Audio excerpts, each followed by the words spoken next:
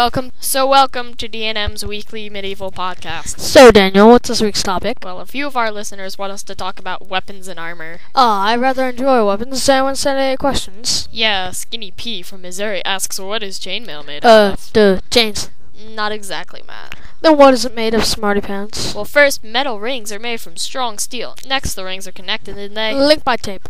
Well, genius. For starters, tape wasn't invented way back then, and secondly, they were really tough and could withstand a lot of wear and tear damage. The rings were welded by placing them in fire, which would create a strong foundation. There were often tens of thousands of rings on a single chainmail armor piece, so the process of creating the armor usually took a long time. Thanks, Daniel. Okay, continuing our question answering. Joey W. from California asks, why were weapons used and who used them? Ooh, I know this one, Daniel. Does it make sense? Yes. Weapons were used because many armies fought, and weapons were used by knights and foot soldiers to conquer other lands and protect their land. The most common weapons were swords. There were short and one-handed swords, which were light and common among all kinds of infantry, even archers' backup weapons. Long swords, which were used by foot soldiers and were occasionally carried by knights. If they lost their lance or pike, and two-handed sword used by knights instead of spears or lances. They usually very heavy, but very powerful against all kinds of soldiers, whether knights or infantry.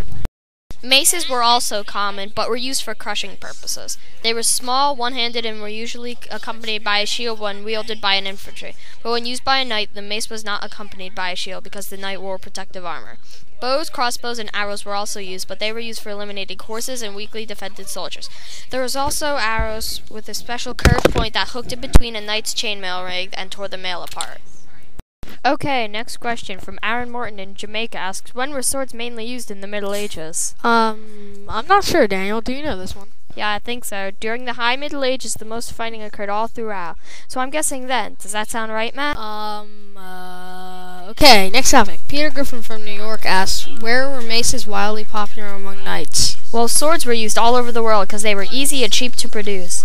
Maces were also used all over the world, but were not as commonly used as they were typically heavier than they commonly used swords.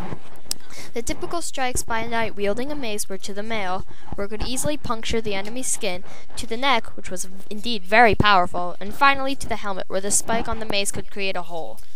Oh, look, we're almost out of time. Well, that concludes our show for this week. Tune in next time. Bye, everybody.